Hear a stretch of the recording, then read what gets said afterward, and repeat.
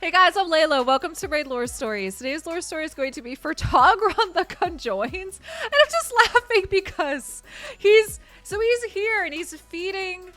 I don't know if this is supposed to be like his pet or his brother or what. Not to mention he's like, I don't know. He's got this talon here with an orange, and he's got a goat with silverware on his back. So in all honesty, I'm not really sure what this story is going to be about, and I'm not sure if we're prepared for this, but let's check it out.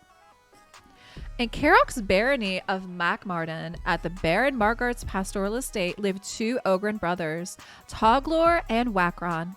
Toglor was the older, though smaller in stature, clever and level-headed, but gruff. He had a knack for cuisine and served as the estate's head chef. Wakron, the younger brother, simple-minded but kind, was Toglor's provisioner, in charge of gathering ingredients. In contrast to his older sibling, he was a hulking figure.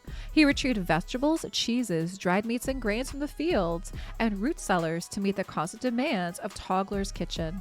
He was also a skilled butcher, but that was the limit of what he could accomplish with his meager intellect. Toglor scolded Wakron when the younger Ogren misbehaved or misunderstood an order, but was also his biggest advocate. Toglor insisted that he would not work without Wakron by his side. One year, Baron Marghart invited a scholar mage to the estate to advise him on the use of spellcraft to increase his farm's productivity. This wizard, Lazark, was disliked by the staff. His humor was dark and disturbing, and his air was dour and faintly predatory. When not muttering incantations over pregnant sows and tracing arcane glyphs into seedbeds, Lazark roamed the grounds eyeing the servants, sometimes smirking mysteriously as if it's some imagined jest at that person's expense. While Lazark was permitted to magically experiment on plants and animals, the Baron warned him to cast no spells upon people on pain of death. But the servants feared Lazark nevertheless and held little faith in his promises. After weeks of residency, having achieved some modest improvements upon crops and livestock by his spells, Lazark's interest turned to the Ogren brothers. Their personalities and their loving but fractious working relationship fascinated him. He approached them both in turn to converse, and they were obliged by the status as servants to make at least perfunctory reply to him, their guest. In passing, Toglor told Lazark he wished his brother was easier to keep an eye on. Having just bungled a task, Wakron mentioned wishing he could have his clever brother always there to advise him. Lazark, the enigmatic grin again upon his face, thanked them for their time. A few days later, Lazark could no longer please himself with plants and animals. A sickness was in him, a sociopathic and detached curiosity. It was trivial for Lazark to lure Wakron to a little-used barn and stun him with a burst of stupefied magic.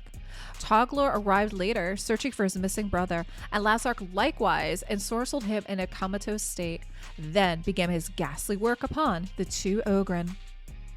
Lazark weaved his spell more strongly, so that their brothers were all but dead, their hearts stopped and their minds frozen, sustained only by a trickle of magic. Then, with the tools of the bard and some of his own personal equipment and supplies, Lazark chopped them apart while yet they lived and reassembled their components. The smaller Toglor was largely discarded, but his head would certainly be quite useful in Wakron's hulking frame. Easier to control. Always properly guided. Surely, thought Lazark, he'd created a far superior servant. The scholar mage was discovered within hours, spattered in Ogren blood, but it was time enough for his macabre experiments to succeed. He did not flee when the screams of horror roused the attention of the Baron's men-at-arms, and did not resist when they dragged him to the dungeons. Instead, he raved with praise of the magnificence of his own creation and confidently awaited the Baron's pardon.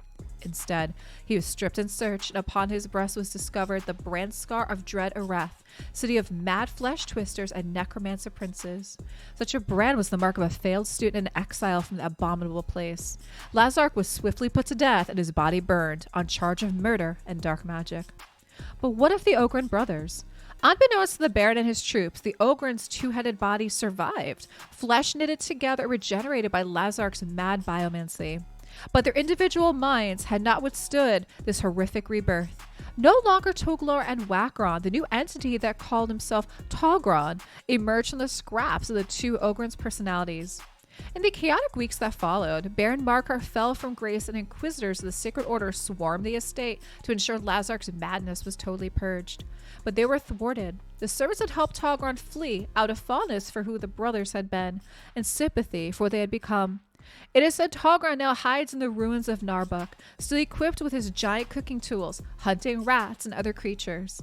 Perhaps on some level he remembers his old talents. Oh, this story's kind of sad, you guys. I'm not sure what you think about this. Oh. Alright, so that was his brother. And yes, this mad necromancer basically did this to them. And that kind of makes me a little bit sad. What do you guys think? Drop me a comment down below what you think for the story for Togron the Conjoined. And thanks so much for watching.